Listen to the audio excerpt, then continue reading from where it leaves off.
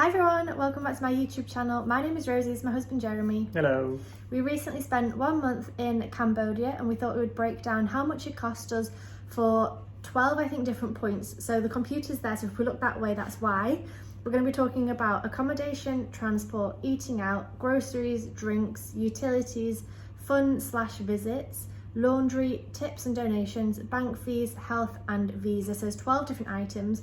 We're then at the end going to talk about how much it cost us for both of us for the whole month, and then also how much for both of us per day, and then also individually per day also. So all of this information is going to be in today's video. Let's just start things off with accommodation. Jeremy's like the finance person of the relationship. He's got it all written out and everything. So how much did we spend on accommodation for 1 month in Cambodia? So we spent €816 for 30 nights, which was more than Vietnam, and more than I think I would have expected, in a way, because that's like €26 per night, which is like $23 maybe American dollars. So yeah, much more. And the main reason is because of Phnom Penh.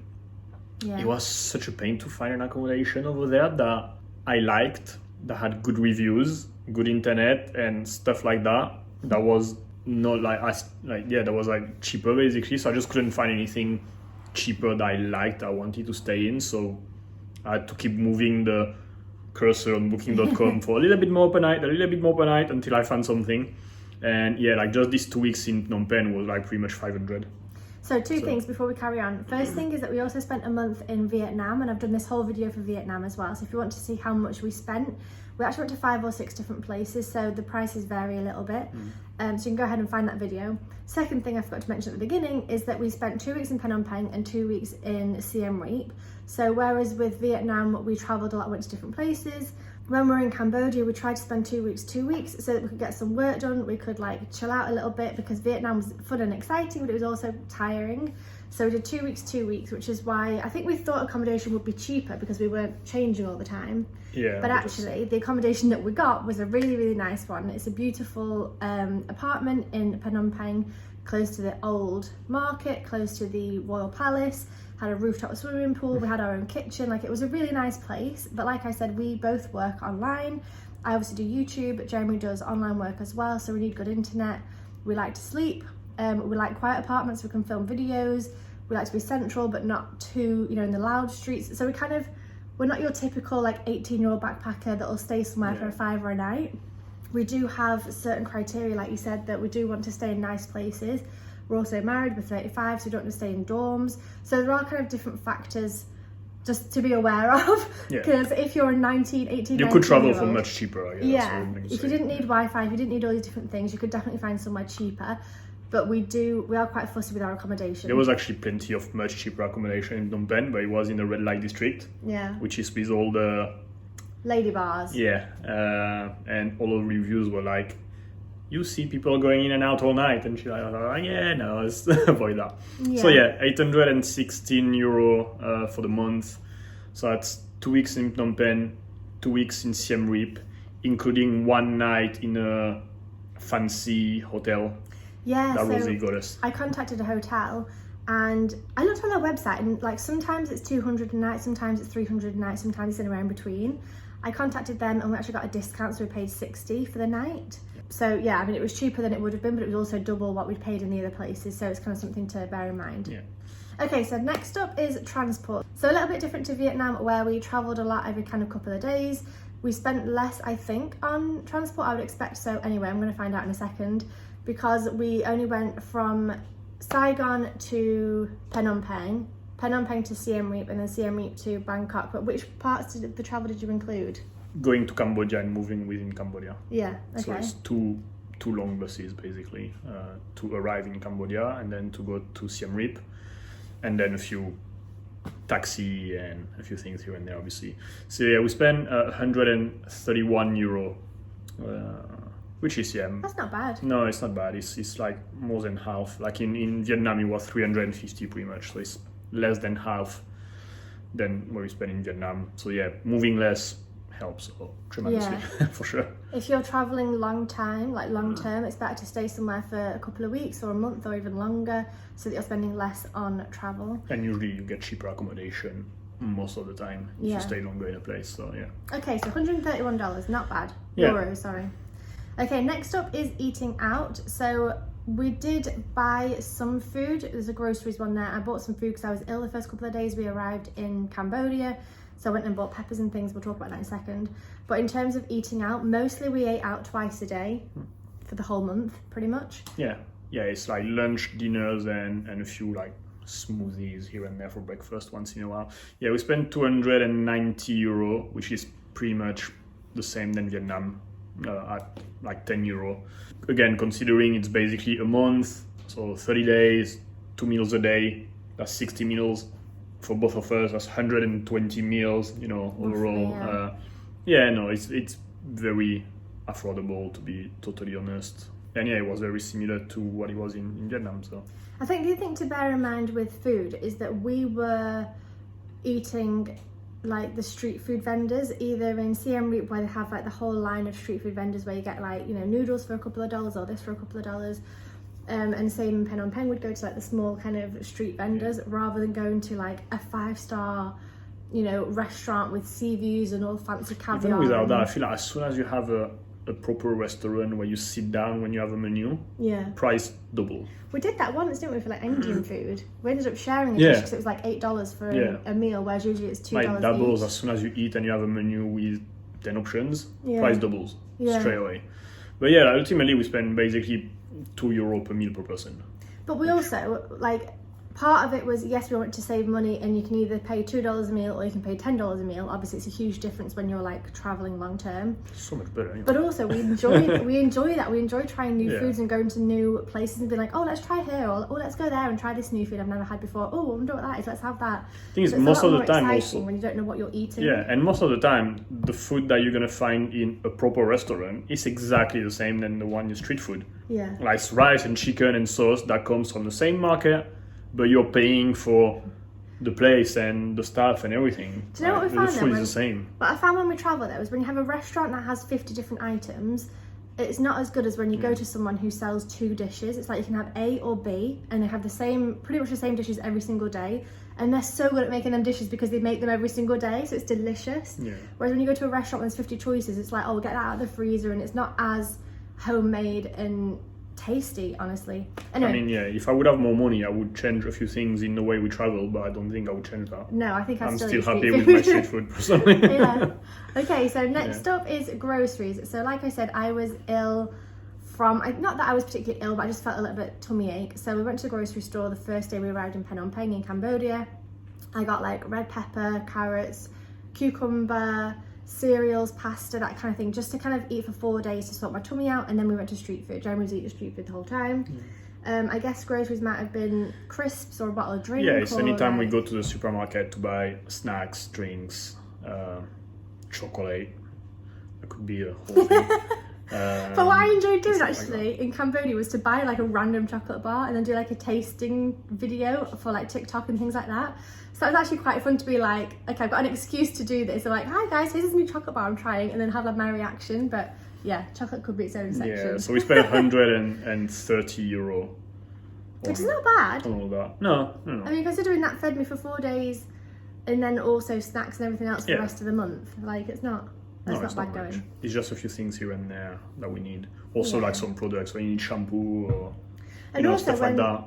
Cream, not dye things there, but when we need sun cream, when we need deodorant, toothpaste, all the stuff, it's in there. So also, I think groceries is also when we get snacks for journeys.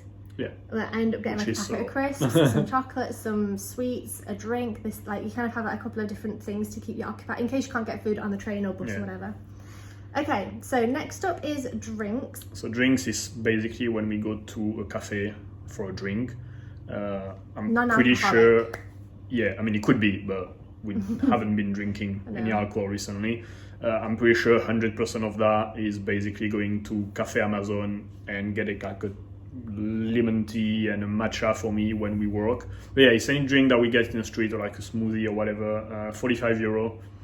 So yeah, that's just basically cheaper than renting a co-working space, to be honest. For us, €45 a month for two people is cheaper than any hot desk in a WeWork or anything like that we would find anyway. So yeah, and it's nice because, like I said, we spent 2 weeks, so we'd either have a day trip or we'd be working, and on the days we're working, like, we would either stay at the hotel or apartment, or we'd go and work in a cafe, and it's nice just to kind of get a different scenery. We'd also go to different cafes, like in Phnom Penh there was loads of Cafe Amazon, so yeah, really well worth doing, just in terms of like getting out of the house, honestly, and be able to work but not be stuck in the bedroom. Yeah, but yeah, that's basically it's a drink, but it's more like an excuse to sit at a table like somewhere else. Expense. Yeah, and it's just to sit at a table somewhere, to be honest. So we get a drink because of that. Yeah. To be honest, so, yeah. Next up is utilities. What does that mean?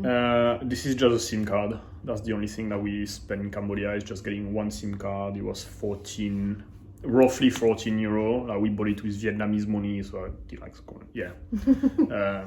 we could have paid cheaper than that. We bought it at the bus with the bus company that drove us. I had some Vietnamese money to get rid of, so I just got it there.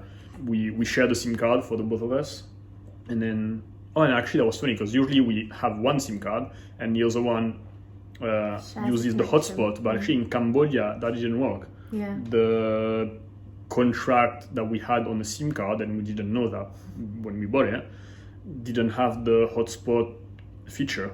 So when I tried to connect to Rosie's phone, it didn't work. So that's something to have in mind. I don't know if it's the same for all operator and stuff like that, but if you buy your SIM card with Giant Ibis bus, be mindful of that. You might not be able to share your connection. Yeah. So what was the total with that? €14. Oh, 14, okay. Yeah, for the month.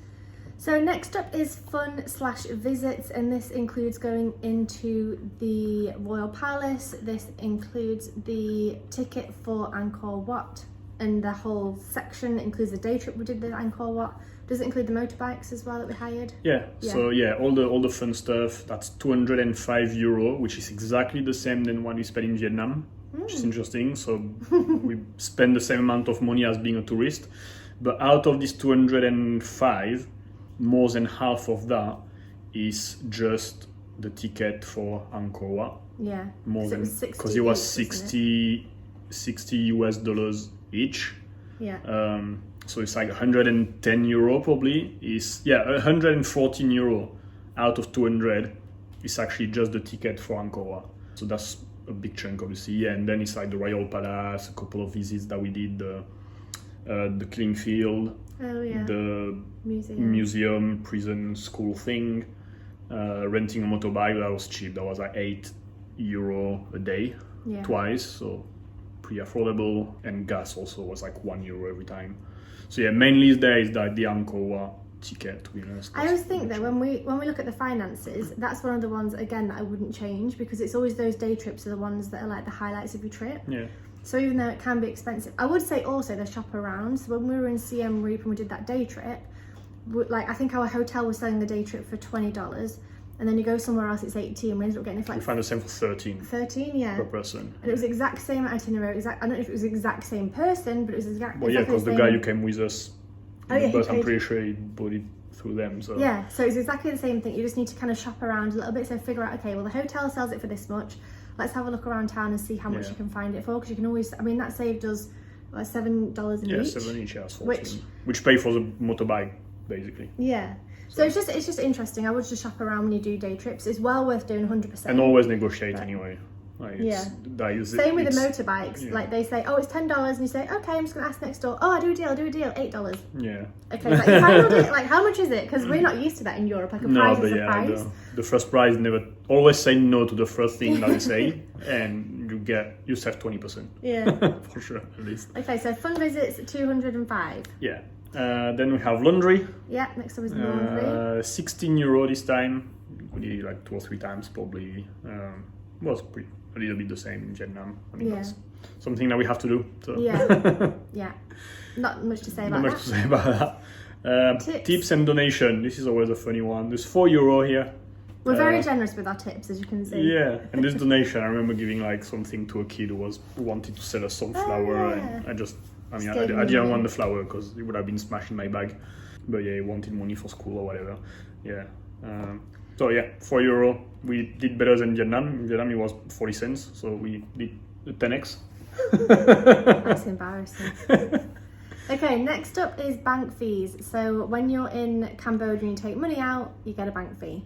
Yeah, and that was €8 in total, which is pretty much the same in Vietnam. Yeah, it's basically when you either have a fee from the ATM company that's gonna charge you because you take money out with a foreign credit card, or you have your own bank maybe also charging you a fee because maybe you've reached the threshold on how much you can take for free or whatever. Like depending on the situation, the bank card, it's pretty optimized to be honest, so it's hard to do better than that.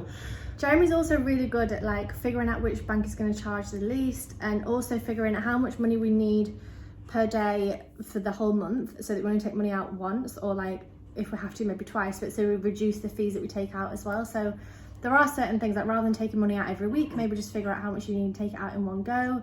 Have a look at which banks are the best, have a look at, you know, which banks to use. So we're going to do a video talking about our finances and things, but there's certain, like we have Revolut and N26. Yeah, some banks are just better than others based on where you are in the world and stuff like that. So it's good also to have multiple accounts and multiple bank cards, to be honest.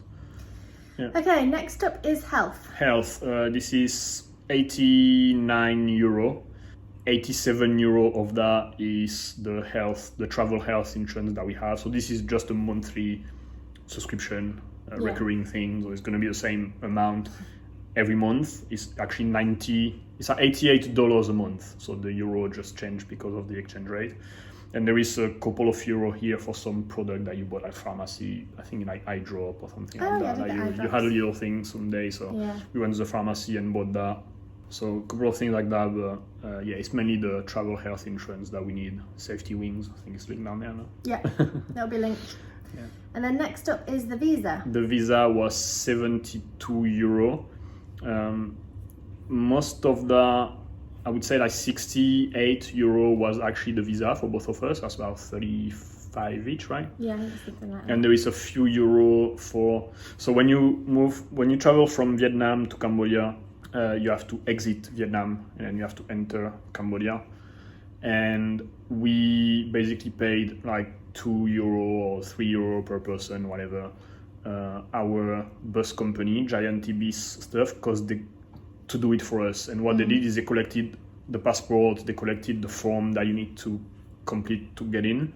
And the woman just did everything for us. We went to a cafe, we waited there, and then she just went to the border, got things stamped and whatever. Super easy. I think it's worth the couple of euro, to be honest. You don't have to queue, you don't have to do anything. We just had to queue to collect our passport. It was like basically looking at the pictures and making sure that it was us crossing the border. But that was a little thing that we paid through the bus that was, I think, worth just to make it more practical and convenient. The next video coming up is actually the first section of the video. Is like a little montage of the clips of us crossing the border, so you can see us like driving through and like getting off the bus and walking through, because you have to walk from Vietnam into Thailand. You have to kind of cross the border to walk through Cambodia. It's not. Yeah. What did I say? Thailand. Oh, yeah. From Vietnam to Cambodia, you have to kind of walk through the border. So that's part of the next video. So you'll be able to see that if you're interested to see what it looks like. But yeah, and that's a 30 days visa that, I think everyone has to pay and stuff like that. I think you can extend visas as well. We didn't this time. Yeah, you can extend probably up to 90 days if you want to, but that's the basic visa that you need if you want to enter, to stay a month. Okay, so how much was that total for everything? So the grand total is €1,820, which is slightly more than Vietnam. And more than we were expecting. Because we were thinking, because we're doing 2 weeks, it's less travel, it's less, well, we thought it'd be less expensive for the accommodation.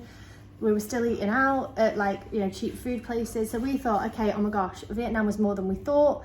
Let's spend a little bit less in Cambodia, and it's actually ended up being more. It's 200 more, but then also 120 of that is the ticket for Angkor Wat. Yeah, well, what I would say is that the accommodation was twice the amount than Vietnam, pretty much. Oh yeah. So it is clearly this accommodation in Phnom Penh that made everything much more expensive. Now we could have saved €200 or €300 by staying somewhere not as nice. somewhere else. But it's fine. Again, it's a choice, and I'm cool with it. So yeah, 1,820 euro, which is 58 per day, which is 29 per day per person. Yeah. Which overall is not too bad. It's interesting when you think about it though. Like when we lived in Miami, our rent was 1,800. Yeah. And then we spent 1,800 on like rent, food, travel, day trips, whatever else is in the list that we just talked about. So like, you know, if you kind of, it's interesting when you compare like what we've recently come from to then what we're doing now. Like it is a lot of money. I'm not going to say it's cheap. You know, 1,800 is a lot of money for a lot of people. Yeah, but it's like you can spend this money to live somewhere in not like any big city in the world. You pay that just in rent. Yeah. For like a 1 or 2 bedroom apartment. Yeah. If you live somewhere rural, that's probably what you would spend overall. Yeah. So you can either live someone rural, or you can also travel for a month in Cambodia and spend the same amount of money and have fun and see awesome things. So if you see it this way, it's cheap, I think. So yeah, 30 euros per person per day to spend 1 month traveling around Cambodia. Yeah. So let us know in the comment section down below if you think that is a reasonable amount, if that's more or less than you're expecting. Let us know if you're planning to go to Cambodia as well. If you have any questions, we would love to try and help you out with any queries. Thank you so much for watching. Hope you enjoyed this video. Hope it was useful. After this video, we're moving into the Thailand vlogs, which is super exciting. We went to Bangkok, Chiang Mai, Chiang Rai, Suratani, which I'd never heard of before, but it was incredible, and Koh Lanta, and then back to Bangkok again. So all of that is to come. We're now in Melbourne, Australia. We've got vlogs from here as well. We're then going to Sydney, Sri Lanka and India. So if you're into... A lot of videos to come. Yeah, so if you're into travel vlogs, travel content, videos like this, we're going to be doing this every time we go somewhere new. Make sure you subscribe so you can follow along with our journey and come back for more videos. That's like the end of season 2, basically. Season 1 was Vietnam. Yeah, season 2. This is the end of season 2. Season 3 is coming, Thailand. But yeah, thank you so much for watching. Have a wonderful day and we hope to see you soon. Bye. Bye.